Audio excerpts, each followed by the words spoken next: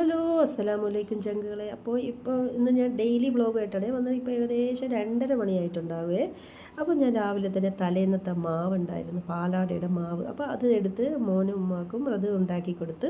ഞാനങ്ങനെ അത്താഴത്തിന് ഓവറായിട്ട് കഴിക്കാറില്ല. ചിലപ്പോൾ ഇച്ചിരി ഓട്സ് കഴിക്കുക, അത്രയേ ഉള്ളൂ.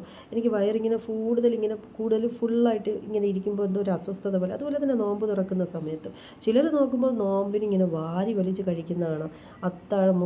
മുത്താഴം എന്ന് പറഞ്ഞൊരു സംഭവമുണ്ട്. അതും കഴിച്ചിട്ടൊക്കെ ചിലർ ഉറങ്ങുന്നത്.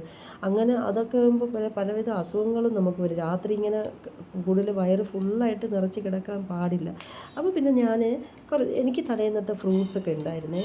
അപ്പോൾ അതെടുത്ത് ഞാൻ കഴിച്ചു. അത് ഗ്രീൻ ടീയും കുടിച്ചു. കാരണം ഗ്രീൻ ടീ കുടിക്കാതിരുന്നാൽ എനിക്ക് പറ്റത്തില്ല. അന്നത്തെ ഒരു ദിവസത്തെ എനർജി ആ ഗ്രീൻ ടീയാണ്. അങ്ങനെ ഗ്രീൻ ടീ ഒക്കെ കുടിച്ച് കുറേ നേരം ഇങ്ങനെ ഗ്രീൻ ടീ കുടിച്ച് ഇങ്ങനെ കുറച്ച് ആലോചിച്ചിട്ടൊക്കെ ഇരുന്ന്. എന്നിട്ട് അന്നത്തെ ദിവസത്തെക്കുറിച്ചൊക്കെ എന്തൊക്കെ ചെയ്യണം എന്നൊക്കെ ഇങ്ങനെ ആലോചിച്ചുകൊണ്ടിരിക്കും കുറച്ച് നേരം. എന്നിട്ട് പിന്നെ ഞാൻ ഖുറാൻ ഓതാൻ വേണ്ടിയിരുന്ന് കുറച്ച് നേരം ഞാൻ ഖുറാൻ ഓതും. കുറേ നേരം. അപ്പോൾ ബാങ്ക് വിളിക്കുന്നവരെ ഖുറാൻ ഓതിയിട്ടിരിക്കും.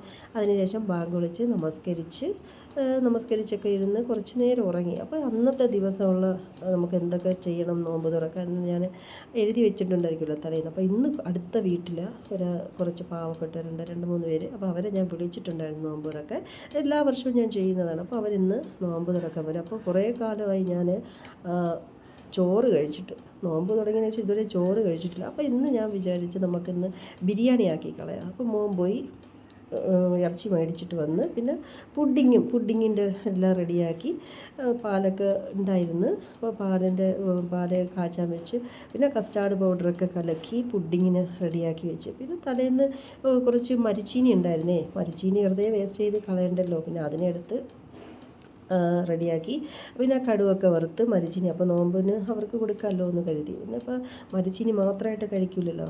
കുറച്ച് ഫിഷ് കൂടെ ഉണ്ടായിരുന്നു, കുറച്ച് ഫിഷ്. അപ്പം ഫിഷിനെ എടുത്തൊരു മുളകിട്ട കറി പോലെ റെഡിയാക്കി. ഫിഷും റെഡിയാക്കി.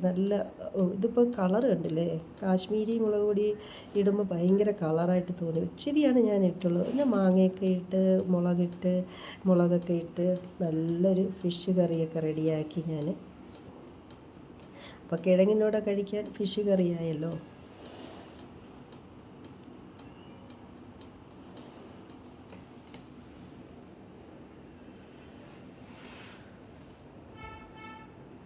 പിന്നെ വേണ്ടത് നമ്മുടെ ഈ നോമ്പ് സമയത്ത് ഇഷ്ടംപോലെ വെള്ളം കുടിക്കണം. പിന്നെ ഈ വാട്ടർ കണ്ടൻറ്റുള്ള ഫ്രൂട്ട്സാണ് ഏറ്റവും കൂടുതൽ കഴിക്കേണ്ടത്.